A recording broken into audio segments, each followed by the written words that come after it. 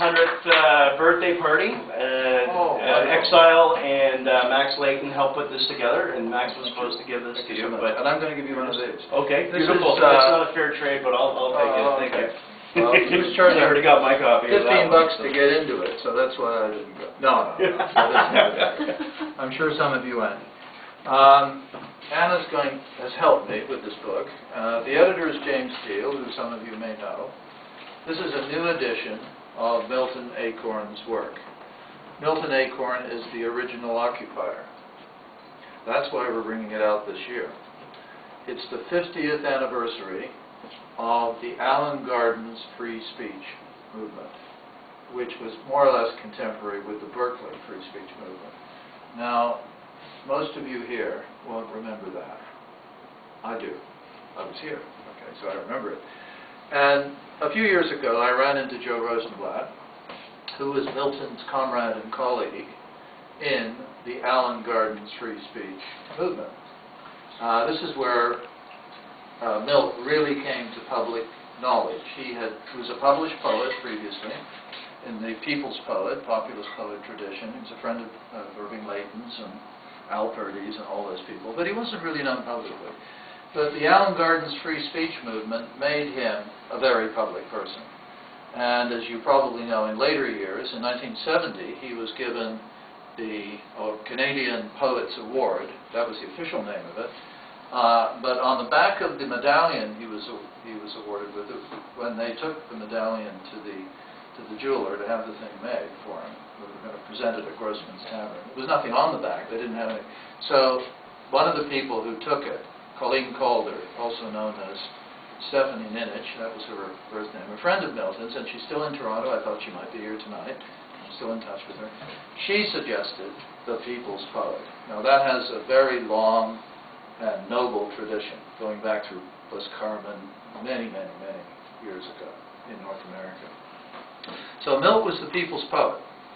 And as I say, many of you won't remember him. He died in 1986. I was at his wake. And at his wake, which was at Grossman's Tavern, I read The City of the End of Things.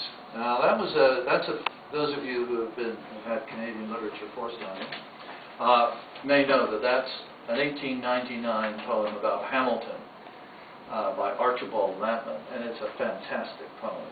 Milt thought it was the greatest poem written in North America in the 19th century.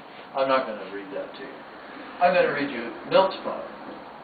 Milton's I've Tasted My Blood, you probably heard it, was probably read, I can't say for this for sure, at Allen Gardens during the occupation of Allen Gardens. Allen Gardens at the time, and Toronto was a very conservative city in the dictionary sense, but people didn't move much outside the various confines of whatever the institution was that they were in.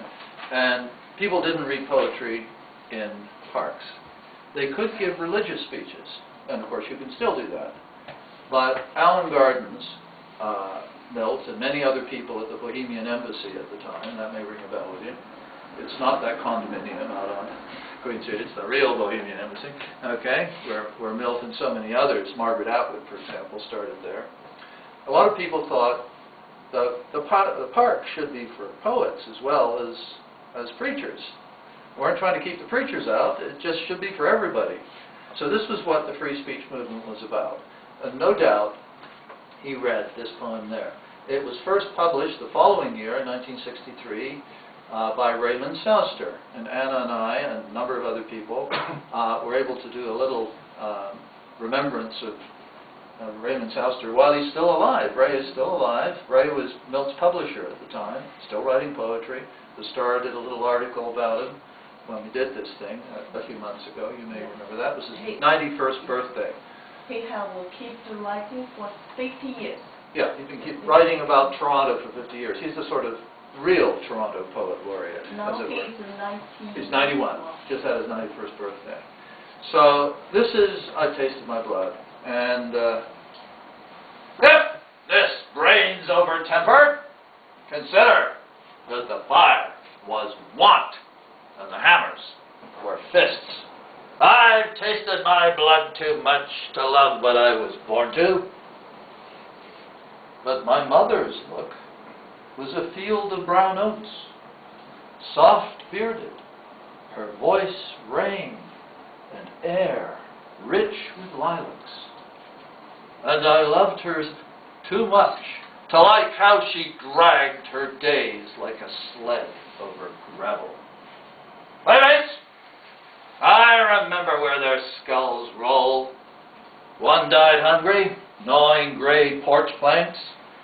One fell and splashed so hard, and landed so hard he splashed. And many come up atom by atom in the worm casts of Europe. My deep prayer, a curse! My deep prayer, the promise that this won't be. My deep prayer, my cunning, my love, my anger, and often even my forgiveness, that this won't be and be.